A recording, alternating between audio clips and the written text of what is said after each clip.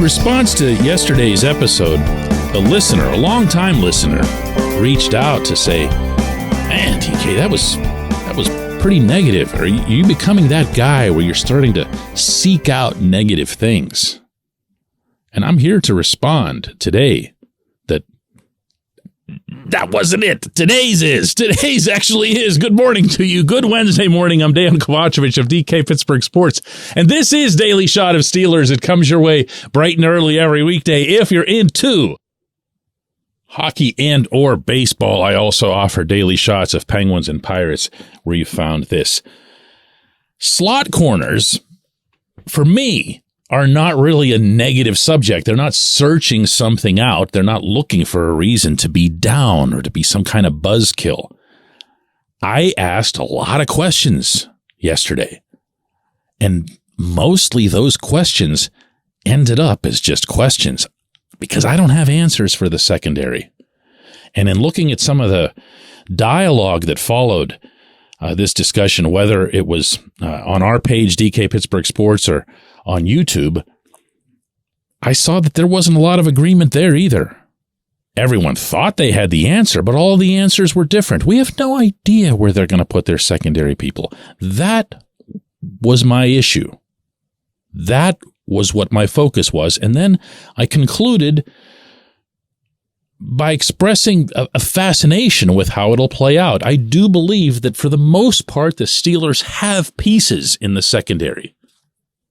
Today, I'm going to cement the buzzkill thing, though, because I'm going to look at inside linebackers, and I don't know that the pieces are there. And that, for me, is a much bigger concern. And to bring it up, yeah, I know the draft was just last week and everybody's all stoked, and let's just talk about the draft picks into infinity and have our hopes and dreams and all that other stuff. There'll be time for that. Rookie minicamp starts Friday. I'll be there. I'll get that same sense that you're looking forward to, I'm sure. But after that draft, I went from, wow, what a neat class, to, wow, everybody's really, really fired up about this, to, well, hang on a second. Should they be that fired up? Should I be that fired up? And I started looking around on the defensive side of the ball, and I'm not satisfied.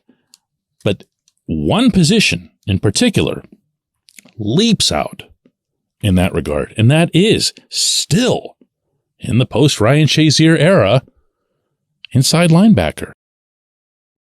What can you expect at Point Park University in downtown Pittsburgh? Respect, rigor, relevance. That's the Point Park pledge. You'll be treated with respect while being challenged and supported academically to graduate with career-ready, relevant skills. Visit pointpark.edu to learn more.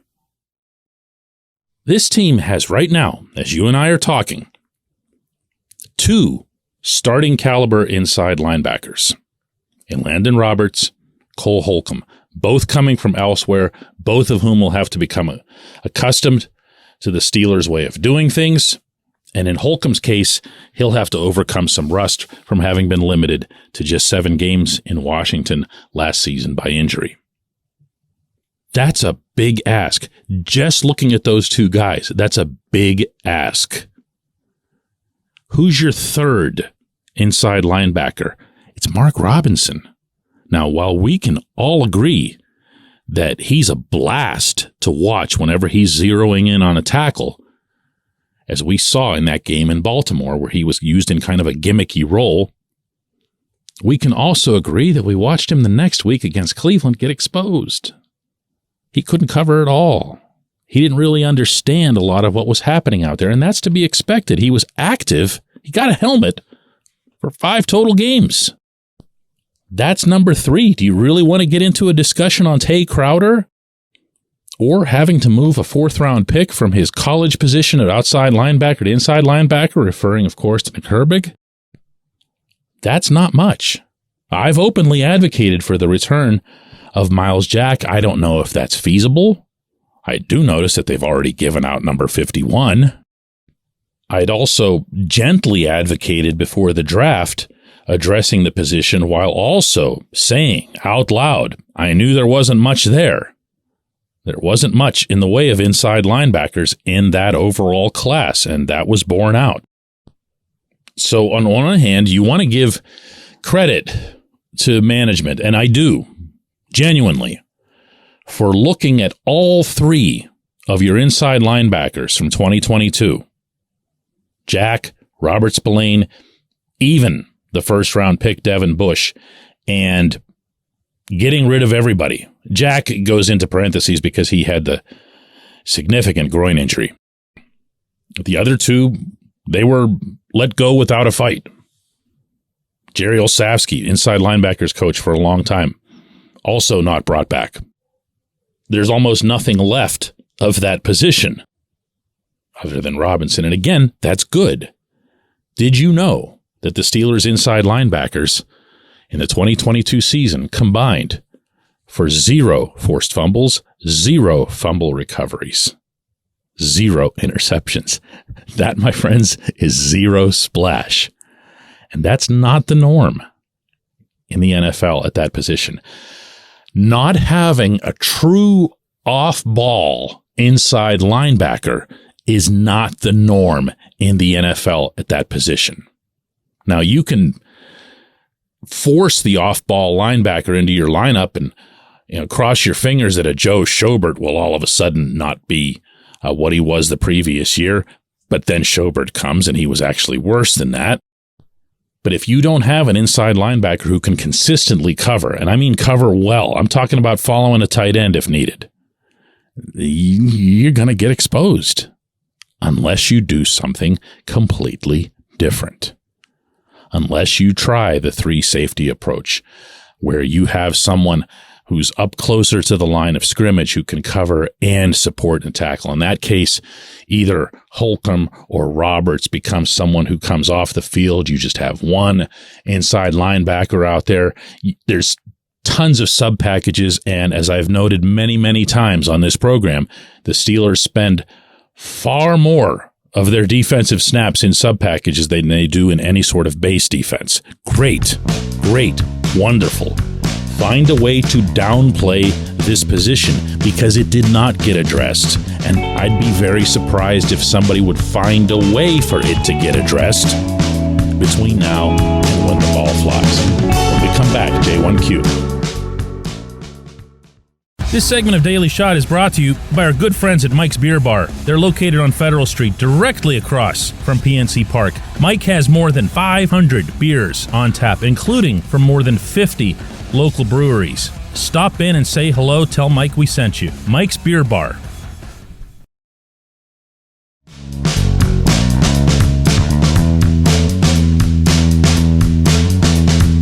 Today's J1Q comes from Garrett, who asks, in relation to yesterday's topic about the corners, why not Levi Wallace in the slot and Patrick Peterson and Joey Porter Jr. on the outside? Wallace did it a handful of times last season, and he wasn't terrible at it, and he did it in Buffalo. He was all right at it there, too. As I'm sure you can guess from my phrasing, it's still not ideal, but I think it would be better than going with Mollett on the inside.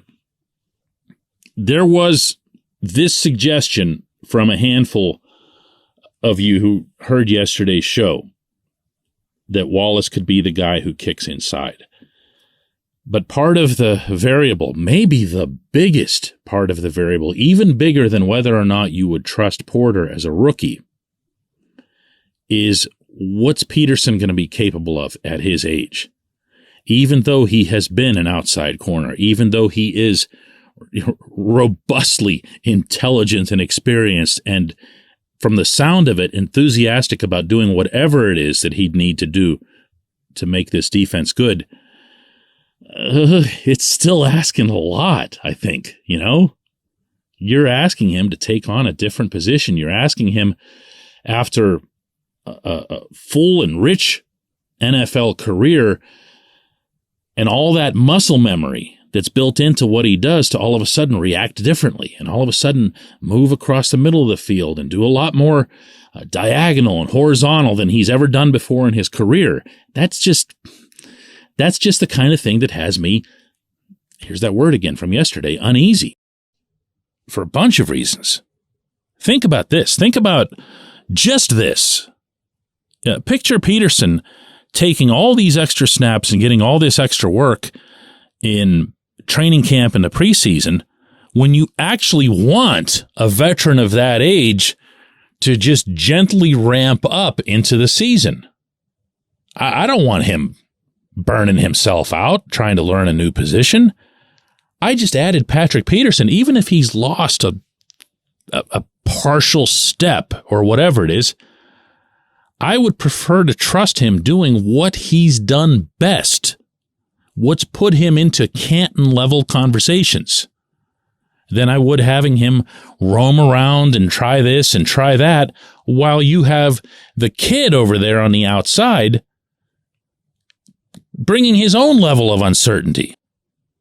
So to swing back to the question, yeah, if you can work out something where you say, hey, Levi, listen, we appreciated what you did on the outside last year. We respect your ability to do that.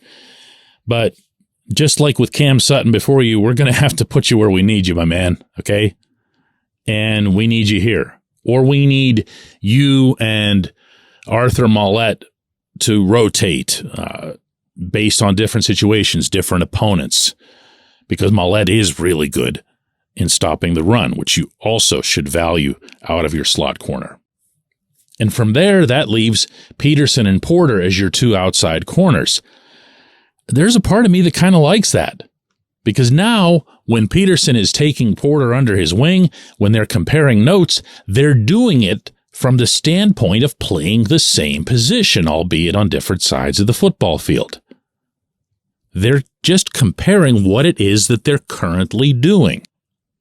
But do you see what I mean now with the opening of this show when I say that this isn't being negative? This is a real thing. This is a real thing. That's what you're going to get here. I don't do this so that I can wave pom-poms or whatever. You'll hear me when I'm legitimately excited. You will hear me focus on the positive the way I did after the draft, but I'm not just going to sit there and go, yeah, let's go, here we go, whatever. That's not my job. That's not my job as a reporter. I appreciate the question. I appreciate all of the feedback that comes in every day, and I appreciate everyone who listens to Daily Shot of Steelers. Let's do this again tomorrow, everybody.